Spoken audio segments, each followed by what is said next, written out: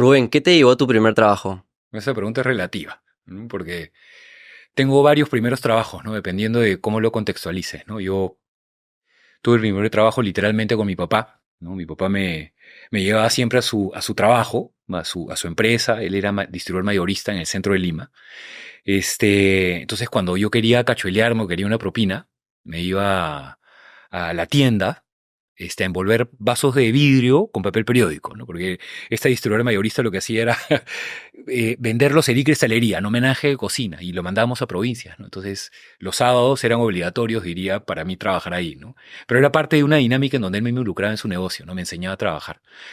Y después de eso, cuando estaba un poco más grande, estaba creo que en secundaria, este, tenía la representación de Basa, de las loncheras Basa, me acuerdo en mi época, y me iba a las librerías de por mi casa a vender loncheras. Y me cachueleaba, ¿no? Y nunca me voy a olvidar, me dio mi primer cheque con mis comisiones de venta, ¿no? Entonces te decía es relativo porque luego tuve mi primera experiencia de verdad, ¿no? O sea, cuando mi papá quiebra, en el año 95, si no me equivoco, apenas había terminado el colegio, me dice que no me podía pagar la universidad, ¿no? Ingreso y cuando voy a dar un examen, vienen y me dicen, oye, no puedes darlo porque no he pagado la pensión. Entonces voy donde mi papá que pagaba todo súper puntual y era súper cumplido y me dice, no, es que no le he pagado, no tengo plata, he quebrado, ¿no? Y ahí me entero de todo lo que estaba pasando en casa, ¿no? Él siempre, sobreprotector, había procurado, diría, cuidarnos mucho de que la quiebra no nos impacte a nivel familiar. Y me acuerdo que empecé a trabajar en Bembos como, ni siquiera como cajero, era como counter, ¿no? Yo llamaba a las personas en el micrófono y las llamaba para que vengan a recoger su hamburguesa. Eso fue cuando tenía 18. Y después, muy rápido, eh, me invitaron a un proceso, una prima me mandó mi currículum, por supuesto súper pobre el currículum, para trabajar en Interbank, en el proceso en donde Interbank acaba de ser comprado por Carlos Rodríguez Pastor, consecuencia de que había sido privatizado el banco, ¿no? Era el Estado, pasa a ser privado, lo compra CRP, y estaba poniendo agencias dentro de Unimetro, ¿no? Agencias o tiendas, como él le dice, ¿no? Y te decía, esta pregunta tiene truco porque yo considero que ese fue mi primer trabajo de verdad, en el sentido que fue un trabajo que tenía más sentido dentro de mi carrera, ¿no? Ahí trabajé 5 años, ¿no? Pero nuevamente te decía, tiene otra derivada más, porque mi primer trabajo profesional, terminada la universidad, fue en Bacus, ¿no? Yo entré luego de Interbank como practicante a Bacus en el último ciclo, consecuencia de que la universidad te exige siempre para terminar pues una práctica en tu área de especialidad, ¿no? Este, y ahí entré como practicante de marketing a la marca Cristal y apenas terminé la universidad me contrataron, ¿no? Entonces te decía, mi primer trabajo tiene, tiene varias etapas, ¿no? Quiero volver a tu carrera y a ese primer trabajo y también la experiencia universitaria, pero no quiero sobrepasar lo que te contó tu papá, de que no podía pagar tu universidad. O sea, ¿cómo fue ese momento para ti? ¿Te acuerdas cómo las palabras que usó? Sí, sí, sí, me acuerdo perfectamente, ¿no? Era un domingo, estábamos en la casa, yo me acerqué con cuidado, eh, lo llamé primero y me dijo, hablamos el fin de semana, él trabajaba muy duro, y el domingo que estábamos en la casa, me acuerdo que él estaba echado en su cama con mi mamá, era muy temprano, íbamos a bajar a desayunar.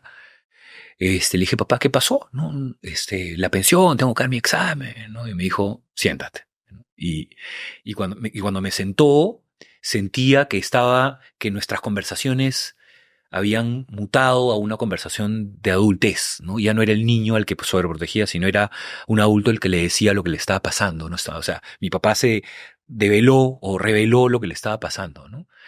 Y fue súper marcado y lo tengo muy marcado, en mi cabeza. Pero nunca me voy a olvidar, había una silla en su cuarto y estaba sentado, lo estaba mirando, él estaba tapado. Y recuerdo que él manifestó esto, echado. Mi papá era de los que se levantaban siempre, incluso los domingos a las 6 de la mañana, ¿no? Él estaba bañado y cambiado a las 6 de la mañana abajo, leyendo el periódico, saliendo a comprar el pan, ¿no? Ese era mi papá. Mi papá todavía vive, pero me refiero a mi papá de esa época, ¿no? Y me impactó muchísimo, ¿no? Y mi mamá no pudo estar en esa conversación, mi mamá salió del cuarto, me acuerdo, ¿no? Y eso fue, diría, el punto de inflexión, ¿no? Lo que me llevó, diría, de una cachetada a entender que algo diferente estaba pasando y que había reconvertido la dinámica de la familia. Tú para esto eras un buen estudiante en el colegio, ya, o sea, estabas motivado por empezar a estudiar en la universidad. Es una etapa linda en la vida, digamos, ¿no? Es un cambio de colegio a la universidad. O la universidad era simplemente, la voy a hacer, me da flojera. O sea, ¿cuál era tu mentalidad en líneas a cómo te chocó ese momento? A ver, yo era un estudiante promedio, nunca fue una lumbrera en el colegio. Yo diría que era el típico estudiante que tenía todo el potencial, pero que no lo aprovechaba, ¿no? Venía a un colegio de clase media, privado, iría muchas comodidades en casa. Y tal vez si no me hubiese pasado esto, nunca hubiese sentido o priorizado los estudios al nivel que lo hice cuando comencé a estudiar en la universidad, ¿no? La universidad, consecuencia de este cisma familiar, se convierte en el lugar donde si no estudiaba bien, ¿no? Tenía que trabajar más, o sea, tenía que prolongar mi etapa de trabajo, ¿no?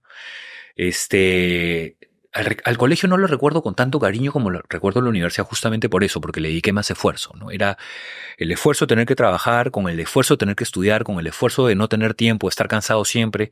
Yo diría que la universidad fue lo que marcó realmente mi vida. ¿Qué pensabas que querías hacer con tu carrera en esa época, cuando ya tal vez tenías ese primer trabajo en Bacus, ya estabas en la universidad estudiando administración de negocios? Ahí, o sea, ¿a qué aspirabas? ¿Te acuerdas? ¿Aspirabas alto, promedio? Mira, ¿No tenías idea? no tenía idea. No tenía idea, estaba bien perdido, ¿no? Como la mayoría de personas. Sí, a los 18 no sabes nada, ¿no? Y encima los hombres somos más lentos que las mujeres, sin duda. Entonces, era un inmaduro, ¿no? Está tontón, ¿no?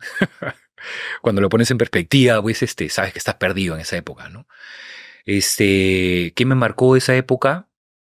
Yo diría que comenzar a darme cuenta de lo que estaba enfrentándome, comenzar a darme cuenta que las cosas eran más difíciles de las que me imaginaba, y comenzar a darme cuenta que mi realidad iba siendo más diferente que la de mi contexto, mi entorno, ¿no? Tenía amigos que podían estudiar sin tener que trabajar, tenía amigos que tenían una vida mucho más cómoda, y yo de alguna manera me comienzo a separar de este círculo de amigos, pues que tú crees que son para toda la vida, ¿no? Y los más íntimos, y comienzo a dedicarme a lo que tenía que ser un método de supervivencia, ¿no? Eso diría que comenzó a marcar mucho y rápidamente la primera etapa de mi vida, ¿no? Pero consigues ese trabajo que en Bacus, que ¿haciendo qué?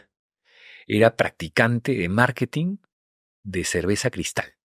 Divertido, por lo menos. Era un vacilón. Claro. Pero era un vacilón, es postra la historia de Bacus porque era practicante en una cervecería que quedaba en el Rímac. Entonces ya te imaginas, yo vivía en Barranco, entonces te imaginas el trip que era irte hasta el Rímac a trabajar.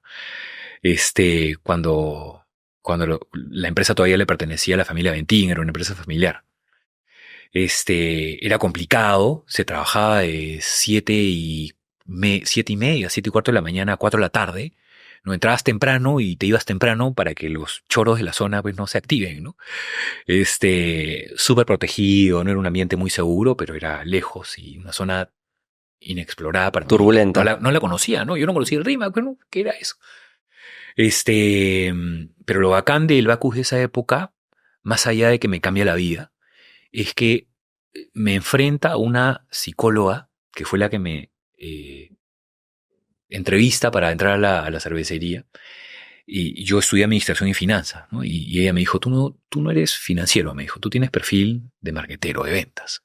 Entonces yo, pues, molesto porque había estudiado, además pagándome la universidad, como sabes, 4 años y medio, y dije, no, pero yo soy financiero. Me dijo, no, tú eres marquetero, vamos a hacer una prueba, me dijo.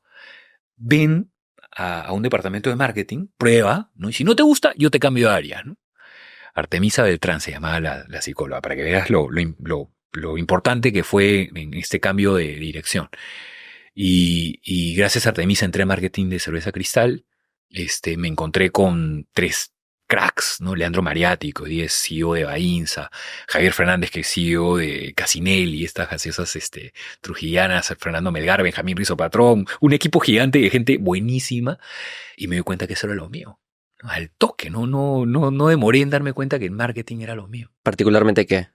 A mí me tocaba gestionar una página web, la página web de Cerveza Cristal, en una época donde las páginas, estaba hablando del año 2000, miento, 99, ¿no? O sea, las páginas web pues eran Ahí eras un tequi, de automáticamente unos eres un sinceros, tequi, ¿no? automáticamente eres un tequi por estar trabajando en una página web. Sí, sí, no, y era graciosísimo porque nadie sabía de páginas web. Entonces a mí me dieron el código de la página web y yo la editaba, ¿no? Yo le agregaba banners, ¿no? Y hacía un montón de cosas para que la página funcione, traccione, ¿no?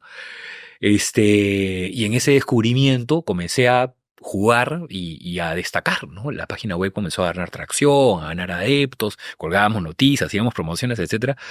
Y se fijaron en mí, en un Bacus en donde la gente entraba y se moría trabajando. O sea, nadie se quería ir de Bacus, ¿no? En esa época. Se abre una posición para la jefatura de la categoría de aguas y gaseosas, ¿no? San Mateo, Guaraná, Saboré, Crisalina, las marcas que tenía Bacus en esa época.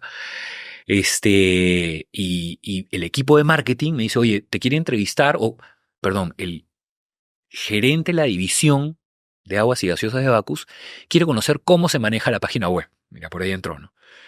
Entonces yo voy todo inocente, pues digo, bueno, sí, le comienzo a explicar, ¿no? Mi presentación, no mires así, así, y el pata me corta en 30 segundos. Me dice, mira, no quiero saber nada de la página web, me dice, ¿no? Tú eres practicante, ¿no? Sí. ¿Y cuándo terminas la universidad? Acabo de terminar. Dice, bueno, yo tengo una posición y me han recomendado entrevistarte. Entonces yo no entendía qué pasaba, ¿no? Me habló un rato, me preguntó qué es lo que quería en la vida, 3 preguntas bastante sosas. Y me dice, ok, gracias, y boom, se va. ¿No? Entonces yo salgo de la oficina y todo el mundo me queda mirando, todo mi jefe me queda mirando, pues, matándose de la risa, ¿no? Había entendido en ese momento que era un formalismo, o sea, que no me estaba entrevistando, que básicamente estaba, pues, dándome la bienvenida. Tú más ilusión Y claro, ¿no? Yo no entendía qué estaba pasando, y al toque me dicen felicitaciones, ¿no? Y me convertí en jefe de área de la categoría de aguas y gaseosas de Bacus, ¿no? Apenas terminó la universidad. Jovencito. Súper chivolo, ¿no? En un Bacus te decían donde todos eran más grandes que yo, o sea, conmigo había una diferencia generacional de casi 10 años. Y en un Bacus además, que apenas te contrataba, te daba una camioneta y las utilidades eran monstruosas, ¿no? Y te daban raciones de cerveza, ¿no? Y pues te abría las puertas de todo el mundo, las discotecas especialmente, ¿no? Bacus era pues el rey de los auspicios. ¿Qué dijo tu abuela? Nada todavía, yo no me la terminé de creer, pero tenía todo esto alrededor que me lo dieron casi inmediatamente y me comencé a marear, ¿no? Pero tú sabes que lo más gracioso no es eso, ¿no? No es que me dan el puesto, sino que apenas había diría una dinámica que le llaman el bautizo, ¿no? Que cuando a ti te contratan o te ascienden, te bautizan, ¿no? Te emborrachan, ¿no? O por lo menos eso pasaba, ¿no? Entonces me llevan a un local que ya no existe, a un bowling que tenía, un bar por ahí, y me dicen, tómate una cerveza. Y yo no tenía plata. Porque si bien es cierto, me acaban de contratar, yo era un practicante y me tenía 10 soles en el bolsillo, ¿no? Entonces me voy a tomar una cerveza, me voy a tomar la cerveza y me dicen, sécatela. Me la seco. Me dicen, agarra otra cerveza. Y yo codeo a mi jefe, al con que el más confianza tenía, y le digo, no tengo plata, no me puedo comprar otra cerveza. Y se mata de la risa y me dice, ¿cómo no sabes? Me dice, las cervezas son gratis. Me dice, cuando hacemos una reunión, las cervezas son parte del auspicio que nosotros damos a los locales. Y ahí me desbandé, ¿no? Ahí me desbandé. Y ahí entendí, diría, el mundo donde estaba entrando, ¿no? El mundo en donde la diversión, ¿no? Conectada con las bebidas alcohólicas eran parte de una cultura. Y a tu pregunta sobre qué dijo mi abuela, me cambió la vida, ¿no? O sea, me convertiría de un dependiente casi absoluto a un proveedor, ¿no? Y rápidamente me convertí en un sostén de una casa, ¿no? Desde muy chico, 23 años. Poniendo fast forward un poco a la historia, hoy en día ya has pasado por gerencias generales en San Antonio, que me encanta, ahora en Grupo Paramonga, pero en líneas aportarle valor a gente que está escuchando sobre cómo sacar adelante su carrera profesional, cómo hacer el camino no solo más rápido, sino también más placentero, no quemando puentes, que me das la impresión que eres alguien que se sigue llevando bien con toda la gente con la que trabajó en el pasado. ¿Qué típicas recomendaciones das a personas que están en sus veintes y son tal vez ese joven como el que tú eras en ese inicio que estaba borracho ahí en la celebración? Mira, el consejo que yo le doy a los chicos está expresado en una frase, no por mucho madrugar se amanece más temprano, ¿no? Cuando somos chicos, recién terminamos la universidad, creemos que nos vamos a comer el mundo y el mundo rápidamente nos pone en línea, ¿no? Dice, no, así no son las cosas, tienes que esperar, tienes que madurar, tienes que crecer. yo me di cuenta rápidamente que esto que me pasó en Bacus, que fue esta contratación, no era no era lineal, no iba a ser toda la vida, no iba a ser gerente general a los 25 años.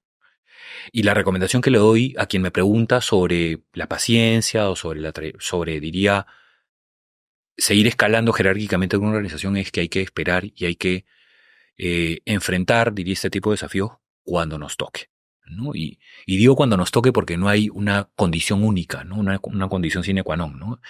Nos toca cuando se presenta, nos toca cuando estamos preparados, ¿no? Cuando estudiamos, cuando tenemos la experiencia, cuando se presenta la oportunidad, ¿no?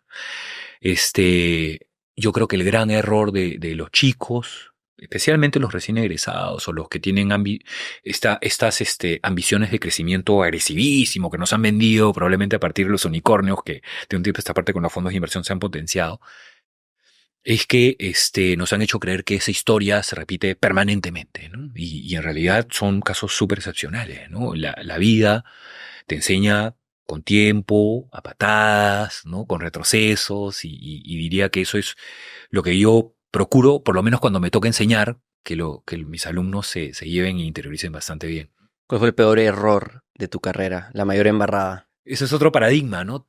Todos los que nos ven en posiciones directivas creen que no nos equivocamos, ¿no? Y te equivocas más frecuentemente de lo que uno cree. Lo que pasa es que cuando vamos haciéndonos grandes y tenemos más experiencia, somos más prudentes, ¿no? Y meditamos mejor las cosas, ¿no? Tenemos experiencia, sabemos por dónde no ir. ¿Cuál dirías que retrasó tu carrera y tal vez dirías que hubiese sido una mejor idea evitar ese error, por más de que llevó un aprendizaje? Mira, son dos, ¿no? Y yo diría que voy a ponerlo en el contexto de la dependencia y el emprendimiento, ¿no? Como dependiente, después de Bacus entro a otra empresa como gerente de marketing y luego me voy a una posición regional en una empresa de licores muy grande, global. Era gerente para la región andina, me la creía toda, ¿no? Y me doy cuenta, en este contexto de crecimiento, que la empresa pues iba creciendo, iba ganando poder, ¿no? Yo dije, yo voy a ser el gerente regional, ¿no? Era Senior Brand Manager, ¿no? Te dije, voy a ser el gerente regional. Y en algún momento llega un pata, un argentino, capazo, ¿no? Y plop, se siente y me dice, yo voy a ser el nuevo gerente regional.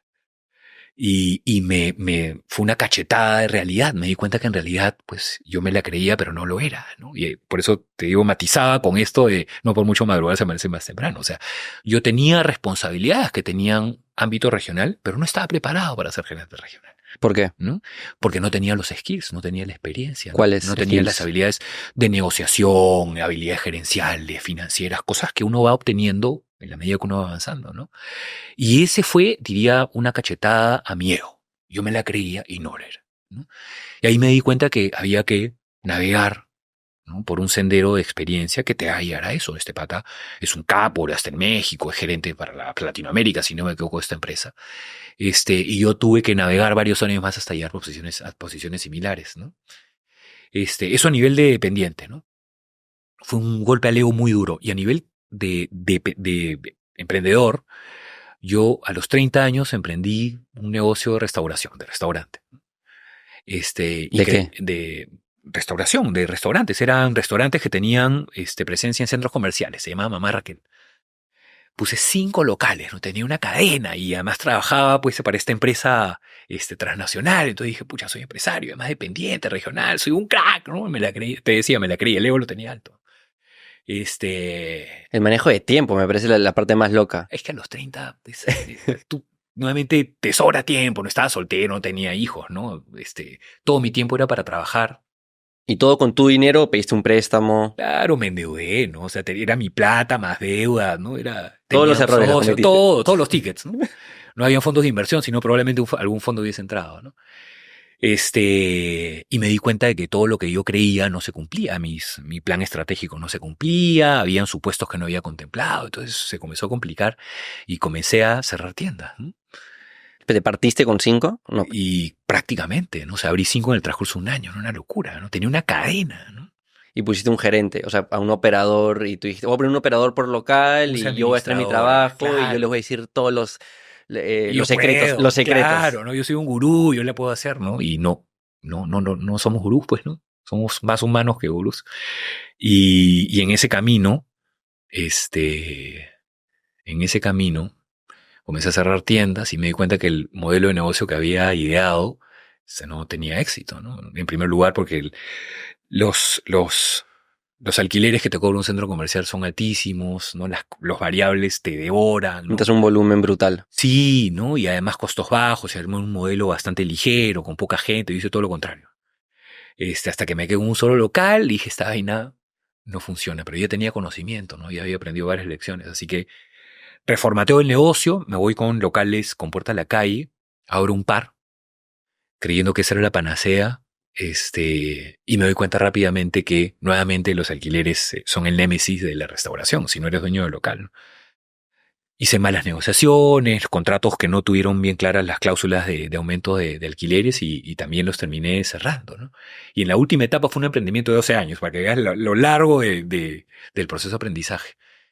Terminé con locales que eran concesiones dentro de edificios de oficina. Entonces, los edificios de oficinas tenían concesiones, cafeterías, que diría, ellos entregaban a un concesionario para que dé servicio a los locatarios. Entonces, no te cobraban alquiler, lo que querían un buen servicio, con buen precio, etcétera.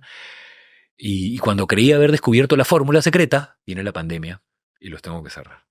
Entonces, la historia de San Antonio, la exitosa de transformación, colisiona con este fracaso de emprendimiento que me hizo perder absolutamente todo lo que yo había construido en paralelo a mi carrera como dependiente, ¿no? ¿Crees que hubiese funcionado si es que te dedicabas al 100% y no tenías un trabajo aparte? Es una buena pregunta. Lo pregunto porque tampoco quiero ser tan pesimista, porque hay personas que tal vez están escuchando esta conversación, tienen un trabajo, quieren emprender. Y yo creo que es obviamente una mala idea hacer las dos cosas a la vez, pero a veces hay personas que sí tienen que escuchar que vale la pena dar el salto. No, muchas personas que tenían este podcast han dicho, tienes que dar el salto, no puedes hacer las cosas a medias. Por eso te pregunto. Es una respuesta difícil porque todo es relativo, Una ¿no? de las grandes preguntas de tu vida, seguro. Sí, de hecho. A ver, yo creo que no lo hubiese podido sostener, ¿no? Nuevamente, para invertir yo tenía que trabajar porque con el trabajo como dependiente tenía que pagar los préstamos que utilicé para poder financiar los emprendimientos. Pero hacia el final de este emprendimiento o de esta empresa, yo ya estaba casado y mi esposa se dedicó a los negocios. Entonces, yo diría que ella era un buen sostén, ¿no? Un brazo estratégico importante, pero ella no era administradora, pues ella es arquitecta. Entonces, diría, el sufrimiento en este camino era que ella no conocía y que dependía del conocimiento que yo traía, ¿no? Y eso, diría, generó, no sé si fricciones es la palabra, pero sí, frustraciones, ¿no?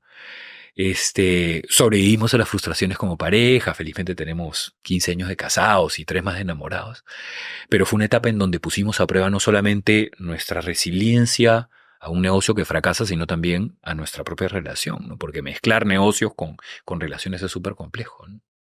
Yo no me mando con esa, pero ¿qué aprendizaje hay por ahí? Porque también conozco mucha gente que tiene un negocio con su pareja. Mira, es un equilibrio complejo. No existen fórmulas perfectas, te decía, todo es relativo. Es difícil marcar la línea entre lo que es la conversación de negocios y la conversación de la relación. Sí. Finalmente se termina mezclando. Entonces, tú te vas a dormir a la cama con tu pareja, con tu esposa, y yo hablaba de negocios. Me despertaba hablando de negocios, me dormía hablando de negocios, los fines de semana entré en negocios, ¿no? Hoy día que tenemos hijos, diría que hemos entendido que ese balance no va, ¿no? Y que yo soy finalmente el que me dedico a generar y que ella se dedica a criar hijos, que finalmente fue el acuerdo que tuvimos, ¿no? Ella como arquitecta tiene tiempos libres, entonces nos modula para poder dedicarse a los chicos, que es lo que negociamos, ambos, ella y yo queríamos que haya una dedicación a tiempo completo. Hace un trabajo como mamá extraordinario, mi esposa es una maravilla de mamá, y finalmente yo me di cuenta que es lo que yo quería. Yo vengo de una casa en donde mis papás tienen 50 años de casados, mi mamá siempre estuvo presente y fue pieza fundamental para mi formación, sobre todo en valores, ¿no? Entonces llegamos a un equilibrio. Te quiero contar cómo puedes invertir en inmuebles de manera simple. Nuestro sponsor, Proper, es una plataforma que solo comercializa departamentos para alquilar, donde puedes comprar un departamento colocando solo la cuota inicial y haciendo que el saldo se pague solo. Para ello, Proper soluciona todos los problemas de invertir en inmuebles. Primero, negocia con las principales inmobiliarias del país condiciones de compra preferentes y acceso a oportunidades únicas, dado que agrupa la demanda de muchos inversionistas. En ese proceso, te dan acceso a departamentos accesibles que puedes comprar con una cuota inicial desde $6,000 en las zonas de mayor potencial de la ciudad. Además, te ayudan a gestionar todo el proceso de crédito hipotecario hasta obtener tu aprobación bancaria. Finalmente, te consiguen el inquilino, recaudan el alquiler y administran el departamento para que no te preocupes por nada, quitándote toda esa carga pesada. Su principal objetivo es que, a través de una buena inversión inmobiliaria, asegures tu futuro financiero. Para ello, Proper te brinda un workshop online gratuito de 3 clases donde aprenderás de inversión inmobiliaria y derribarás muchos mitos. Puedes registrarte en estos workshops en proper.com.pe.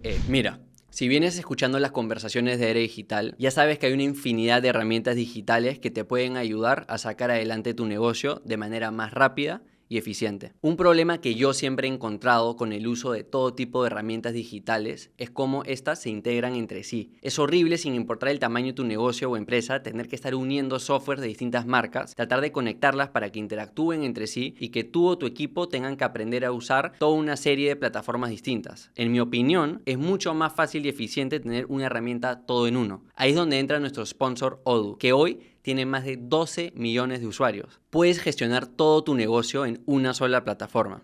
Es gratis poder probar una aplicación y por solo $7 al mes puedes tener todas las aplicaciones para todas las áreas de tu negocio, como por ejemplo gestión de web e e-commerce, ventas, marketing, finanzas y contabilidad, recursos humanos, gestión de proyectos y comunicaciones, gestión de punto de venta y servicio al cliente. Todas se integran entre sí. Vale la pena darle una prueba a Odoo y su solución todo en uno para tu negocio. Puedes programar una demostración gratuita visitando odoo.com, eso es odoo.com.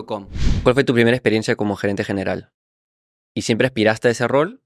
Porque empezaste como marquetero, como hablamos. No, la tenía clarísima. Yo te decía, ¿no? Yo lo veía con mi papá cuando era muy chico y siempre quise mandar, ¿no? Siempre quise dirigir, que es el término adecuado, ¿no? Mi primera experiencia como gerente general fue a los 38 años. Me llama una empresa de servicios para minería que vendía repuestos para minería. 2 años antes, 3 años antes había ido a trabajar en una empresa de investigación de mercados que me había puesto en la línea para ocupar la gerencia general, pero finalmente no se dio, ¿no? Nuevamente los accionistas creyeron que no tenía el seniority, ¿no? Entonces trajeron a otro y yo me fui a hacer una propuesta como gerente general en una empresa en donde sacrifiqué mucho, ¿no? Y ahí es donde comencé a entender que no toda propuesta laboral desde el punto de vista financiero económico es la mejor, ¿no? Era una empresa que vendía, te decía, repuestos para minería, había que viajar mucho a unidades mineras, ese viajar mucho era por carretera, No, es durísimo. ¿no? Pero además mi oficina estaba en San Juan del Urigancho, y yo vivía en Barranco, entonces transportarme a la oficina me mandaba salir muy temprano y regresaba muy tarde, ¿no? Y además con los viajes estaba 22 días fuera de casa. Y eso generó un problema serio porque yo ya tenía mi primera hija, estaba muy chiquita y la estaba perdiendo, ¿no? Y estaba perdiendo tiempo además de calidad con mi propia esposa, ¿no? Finalmente estos viajes cuando son por carretera comprometen incluso fines de semana. Tienes que salir el domingo en la noche para llegar el lunes a primera hora a una reunión o regresas el sábado a tu casa y hecho papilla, ¿no? Y ahí me comienzo a dar cuenta que la primera gerencia general o mi primera gerencia general colisionaba con mi propósito de vida. No quería que esto determinase un estilo de vida que iba a afectar probablemente mi relación con mi esposa y por supuesto la formación de mi hija, ¿no? Quiero hablar del rol de un gerente general y todos los aprendizajes de gestión, aparte de tus estudios de administración, lo hiciste una maestría en marketing, lo has hecho un MBA, ahora también eres director de un programa de maestría. Entonces quiero tal vez como tener una conversación donde condensamos un MBA, ¿no? Algunos aprendizajes en donde aportar valor. ¿Cuál crees que es el rol de un gerente general en líneas generales? A ver, lo voy a poner un poco más difícil, ¿no? Porque yo ya no soy gerente general, ¿no? Yo soy CEO, ¿no? ¿Y qué es CEO? O sea, yo soy jefe de gerentes generales, ¿no? Entonces mira hasta dónde me ha llevado la vida, ¿no? En mi cabeza para mí significaban lo mismo. Para ti no, Es claramente. diferente, porque yo no soy el responsable exclusivo. Por ejemplo, el Grupo Paramonga es un grupo que está compuesto por varias empresas, ¿no? Tenemos intereses en agricultura, en industria, en el segmento automotriz, pesca, etcétera, etcétera, ¿no? Y cada una de las empresas tiene su propio gerente general. Entonces lo que hago es eh, coordinar, diría, todo su trabajo para poder reportarlo a los accionistas, ¿no? El CEO es eso, es un director estratégico. Este, Ni en mi mejor sueño me hubiese imaginado tener una posición como esta, ¿no? Porque es, diría, la cima de cualquier carrera, ¿no? Y los desafíos que he enfrentado para eso no están basados, como preguntabas, necesariamente en función a mis estudios. Nada te enseña liderar empresas de este calado, ¿no? Lo único que te enseña nuevamente es el tiempo, la experiencia, la madurez, tu resiliencia, ¿no? Son elementos que se van forjando. Te iba a preguntar eso, ¿no? ¿Cómo aprendiste a liderar? O sea, mirando hacia atrás, ¿cómo recuerdas ese proceso? Dos aspectos. En primer lugar, la formación académica es clave, ¿no? Si no te formas académicamente, no tienes el conocimiento duro. Y en segundo lugar, aprendiendo de mis jefes. Yo, si algo tengo, diría, si en algo he tenido suerte es que me han tocado jefes alucinantes. Todos los jefes que he tenido han sido unos maestros. Y si por ahí no me tocó alguien bueno, aprendí qué cosa no quiero hacer, ¿no? De seguro muchísimas cosas, pero ¿cuál es el consejo más importante que uno te dio? Ah, hay uno que usaba muchos refranes, ¿no? Uno me decía, vota rápido contra talento, por ejemplo, ¿no? Ese lo he escuchado. Buenazo, ¿no? O sea, está claramente relacionado a las capacidades de la gente. Si alguien no funciona, tiene que irse. Y contratar es muy difícil. Sí, además. Acertar a la primera, Así digamos. es, así es. Después, otro, el primero que tuve en Bacus, él tenía una orientación hacia las personas, era formador, ¿no? Entonces él me decía, tú tienes la responsabilidad de formar. Y después me di cuenta que no era nuestra responsabilidad, más bien era un buen ojo para elegir a quién formar. Yo diría que de todos me dio un pedacito, ¿no? Uno que recuerdo con mucho cariño me salvó en una oportunidad de una metidaza de pata, ¿no? Estábamos en un directorio, en una negociación grandaza. Yo no había hablado en toda la negociación y al final meto mi cuchara para cortar Para hacer algo, presencia. para ganar un poco más de plata, ¿no? No sé qué. Y el presidente del directorio de esa compañía se para y me dice, entonces no te compro. Y se paró y se fue, ¿no? Y mi gerente general en esa época, Solon King, un crack, no me dijo nada, y me explicó con muchísima paciencia el error que había cometido a nivel de negociación. ¿Qué era cuál? Me dijo, no puedes intervenir en una negociación en donde no has hablado, pero al final quieres meter un puntillazo, ¿no? Y él salvó esa situación. O sea, él finalmente lo que hizo fue llamarlo, restablecer la comunicación, salvó el negocio, bla, bla, pero eso me pudo haber costado el trabajo, ¿no? Y ahí es donde aprendí nuevamente que todos, incluso por más curtido que crees que estés, nos equivocamos y todos merecen una oportunidad. Mira, él me salvó la vida. O sea, yo, particularmente en una situación como esa, probablemente en ese momento hubiese tomado la decisión de sacar a la persona que metió la pata, ¿no? Era un contrato muy importante. Y hablando de los estudios que mencionaste, ¿recuerdas un libro, framework, teoría que consideras que es de las más importantes para tu rol de hoy? Que es bastante pedir, ¿no? Lo que dije anteriormente, tratar de condensar un MBA en menos de una hora, ¿no? Pero alguna de las cosas más importantes. Yo creo que la que ha marcado mi vida es trabajar con mapas estratégicos. Yo creo que los planes estratégicos son importantes, de alguna manera delinean tu plan de acción de corto, mediano y largo plazo, tanto a nivel estratégico como táctico. Pero creo que trabajar con matrices estratégicas está más alineado a la necesidad del mercado, ¿no? A estos contextos BAN y BUCA, ¿no? Estos acrónimos que se han forjado que tienen que ver con tiempos tan volátiles, ¿no? Erráticos, ¿no? Yo creo que el mapa estratégico lo que hace es darte la capacidad de sintetizar un plan estratégico en una sola hoja, ¿no? De manera Tipo muy el Business sintética. Model Canvas, esa me conozco. Sí.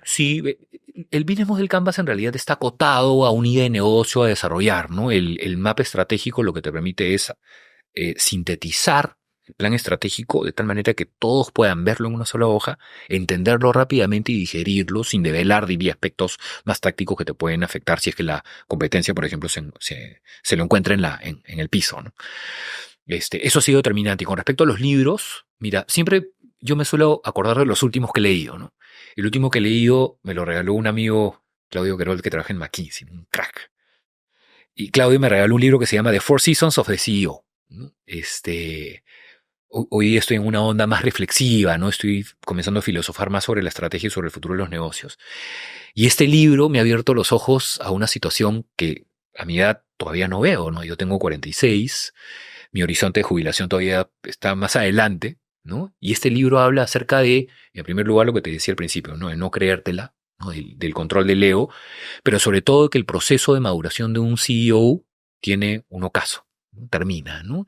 Y es muy difícil para una persona que ocupa una posición de liderazgo importante aceptar que ese ocaso llega y que pierdes poder, ¿no? Yo diría que las depresiones más grandes, y eso lo grafica el libro, están relacionadas a las personas que creen que el poder es parte, diría, de su persona y es, diría, un encargo temporal. Ese libro me ha marcado, ¿no? Eso es muy reciente. Y otro que recomiendo siempre, que son las cartas a los stakeholders que redacta Warren Buffett en un libro que está sintetizado, que es una maravilla, pero que tiene cartas desde el año 60. Yo he leído las de Jeff Bezos, que están en internet, que las encuentras en Que son PDFs, en públicas, Google. pues, ¿no? Bueno, este libro la sintetiza, ¿no? Pero lo más bacán es que esta gente, Jeff Bezos, Warren Buffett, lo que hace es hablar con mucha transparencia acerca de los procesos o las racionalizaciones de las compras de las empresas. Y me acuerdo mucho de una carta que él firma en el año 66, si no me equivoco, en donde habla acerca de la compra de un negocio familiar, en un retail de carros en Arkansas. O sea, era un negocio que no tenía sentido comprar, ¿no? Y él lo que rescata sobre esta compra no era el valor del negocio per se, sino era el valor de la familia empresaria, ¿no? Él habla acerca de la consistencia de los valores, él habla acerca de la importancia de los trabajadores, él habla acerca de la ética de trabajo de una familia empresaria, ¿no? Y eso es un hilo conductor que si lo llevas hasta el presente es lo que caracteriza su trabajo, ¿no? Es alucinante. Algo que yo rescato de haber leído las cartas estas que mencioné de Jeff Bezos, ¿no? Los shareholder letters, que son estas de nuevo públicas, para que todas las personas que invierten en la empresa sepan hacia qué apunta la empresa, es desde la primera, que ya no recuerdo el año, el 90 y algo, la visión era clarísima. O sea, tú dices, o sea, la vio 20 años antes. En líneas a lo que hablabas anteriormente de la estrategia, de estos mapas estratégicos, etcétera, hay que tener una visión claramente, pero ¿cuál es este balance, llamémoslo, entre la visión a largo plazo y luego concentrarnos en las cosas de hoy? Bueno, es un balance dificilísimo, ¿no? Porque hay recursos que invertir que recién vas a ver el retorno en 5, 10 años, lo que sea, y hay cosas que pagan las cuentas hoy, ¿no? Sí, mira, hay un término que es poco consistente, diría, con un planteamiento estratégico, pero a mí me gusta mucho utilizar, ¿no? Y es un contexto filosófico, de hecho, es la vida tiene formas misteriosas, ¿no? Tú crees poder predecir el futuro a partir de un plan estratégico y de lo único que te das cuenta es que la vida tiene planes completamente diferentes para ti. Y las personas que tienen esta capacidad, Jeff Bezos, Warren Buffett, Bill Gates, etcétera, llama a quien quieras, tienen una claridad para haber definido muy bien su propósito muy temprano, ¿no? Ellos lo que hicieron es una virtud bien marcada, ¿no? Quienes estamos, diría, transitando por estos caminos filosóficos, lo hacemos después. Pero cuando nos damos cuenta de eso, comenzamos a entender que hay un sentido de trascendencia a partir de nuestro propósito importante, ¿no? A mí me pasó con San Antonio, ¿no? Yo entendí mi propósito con San Antonio. Dije, uy, vaya, acá esto no es negocio, esto es gente, ¿no? O sea, esto es conservación del empleo para que las familias no se queden sin trabajo, para que puedan seguir trayendo un pan a la casa. Y lo correlacioné con mi familia. ¿Qué pasaría si mis hijos si yo me quedo sin trabajo y mis hijos se quedan sin comer? Y y comencé a armar mi propósito. Y todo me hizo sentido, ¿no? Yo creo que la trascendencia de quienes lideran organizaciones y por supuesto tienen éxito empresarial radica en eso, en definirlo bien, ¿no? Mientras más temprano, mejor. Claro que en el caso del contexto que yo pongo de Amazon, Bezos hablaba de customer centricity, ¿no? Concentrarnos en el consumidor, de que todo va a salir bien si simplemente pensamos en qué es lo mejor para el consumidor y redondeamos toda la estrategia alrededor de eso, ¿no? Esa era, en este caso particular, su visión. Pero es que es un crack, pues. O sea, el pata dijo, mi ventaja competitiva no es el internet, no son las plataformas de comercialización online, ¿no? Mi ventaja competitiva es el servicio al cliente. Si significa que tengo que empezar un almacén en cada ciudad, lo empiezo. No, no es 100% online No esta cosa. solamente eso, o sea, no sé, pues viene Rubén, ¿no? Se queja de que su celular no funciona, devuélveselo, ¿no? O sea, cuando tú lo pones en un orden de magnitud de miles de millones de dólares, ¿cuánto te cuesta un celular en términos de la satisfacción de tu cliente, ¿no? Me acaba de pasar, ¿no? Mira, esto es una anécdota, de hecho, de estos días, ¿no? Por algún motivo me hackearon mi cuenta de una aerolínea, y me robaron unos pasajes que compré hace 6 meses para las vacaciones de mi familia. Entonces, lejos de hacer una denuncia pública y viralizarlo en redes, etcétera, llamo al servicio al cliente, no me contestan bien y le escribo un mensajito al gerente, de sostenibilidad de la empresa, ¿no? Que conocía. Le digo, oye, ha pasado esto, si me puedes dar una manito te lo agradecería. Perdón, no le dije qué pasó. Le dije, he tenido un problema, si me contactas con alguien de servicio al cliente te lo agradecería. Y el pata tuvo la delicadeza de contactarme con alguien que me escribió, me llamó, me preguntó qué pasó y sin escándalo, pero con una óptica de servicio de mercado de parte de ellos, me solucionó el problema. Me reintegraron los pasajes, felizmente me puedo ir de vacaciones con mis hijos como lo había planificado, pero lo hice en un contexto en donde me volví socio o partner en ese journey de satisfacción del cliente que hoy día no toleramos, ¿no? Yo creo que las empresas o los consumidores nos hemos vuelto intolerantes ante la frustración que nos genera que la mayoría de las empresas no se centren en la satisfacción del cliente, ¿no? Y estos patas lo hicieron y como se dice, los rostizan permanentemente cuando a mí me han dado un servicio extraordinario sin haber utilizado, diría, un recurso como la presión en redes sociales. Quiero aterrizar un poco lo que estamos conversando en líneas a estos planes estratégicos, tal vez relacionándolo con tu experiencia en Grupo San Antonio o ahora en Grupo Paramonga, elige el caso que quieras, pero en una de aportar valor, de nuevo, ¿cómo abarcas de nuevo el desarrollo de esta estrategia en líneas a pensar el modelo de negocio, pensar cuáles son los activos de la empresa de valor, las oportunidades, las amenazas, ¿no? Mi cabeza va al FODA, ¿no? Volviendo a la universidad un poco, que no sé qué tanto de valor es, pero en una de nuevo, aportar valor y ayudar a alguien a cómo meditar lo que tiene, las oportunidades, el mercado, etcétera, etcétera. Cuando yo delineo el futuro de las organizaciones que lidero, liderado, lo hago en función a las oportunidades, ¿no? Las visiono, que es lo más importante, ¿no? En el mundo de los negocios, las oportunidades se presentan o las construyes. Y las fortalezas, si no las tienes, las obtienes, ¿no? Es como ir al gimnasio, las vas entrenando, ¿no? Y vas fortaleciéndote.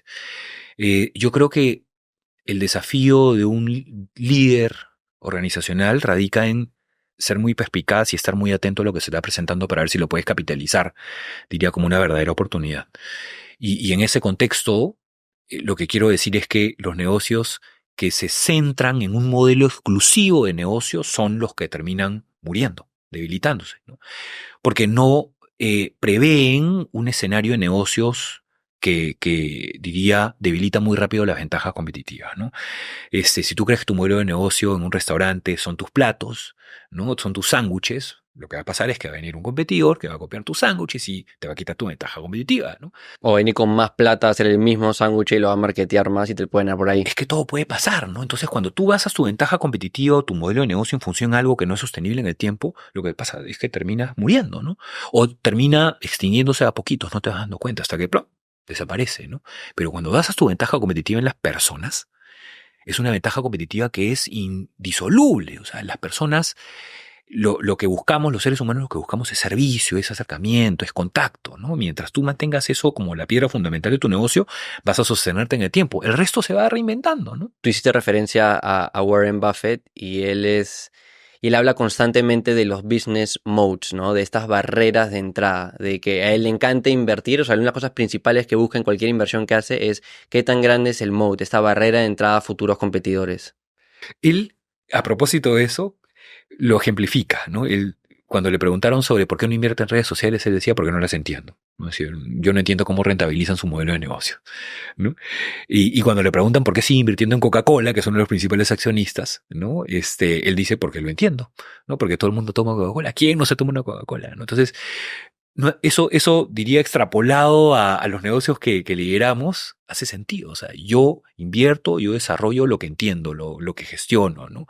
Lo que no te genera incertidumbre y terminas probablemente fracasando. Quiero hablarles sobre el Internet 100% fibra óptica de Win Empresas. Hoy atienden a más de 4.800 clientes en los principales sectores económicos del país, como banca y finanzas, industria y comercio, gobierno y educación. Cuentan con un equipo propio y certificado para atención y soporte 24/7, asegurando que tu empresa esté siempre en línea y tu internet funcione sin problemas. Nada de bots o AI, un ejecutivo y un técnico especializado que te brindan una atención ágil y soluciones cloud, ciberseguridad y servicios gestionados a la medida. La conectividad 100% fibra óptica de Win Empresas ofrece velocidades de conexión mucho más rápidas, estables y seguras en comparación a otras opciones, sin esperas frustrantes para acceder a tus aplicaciones clave en la nube o in situ. Lo mejor, la conectividad también es escalable. ¿Qué significa eso? A medida que tu empresa crece y necesitas más ancho de banda, la conectividad puede adaptarse para satisfacer tus demandas crecientes. Cuentan con más de 40 alianzas estratégicas con fabricantes líderes de tecnología que les permite proveer una propuesta de valor que acompaña la evolución digital de tu empresa. Ponte en contacto con Win Empresas visitando winempresas.pe para acelerar el crecimiento y la evolución digital de tu empresa. En líneas al propósito de Era Digital, siempre queremos traerles información que pueda ser relevante para ayudarlos a sacar adelante sus negocios e industrias. En un mundo donde la eficiencia económica y la sostenibilidad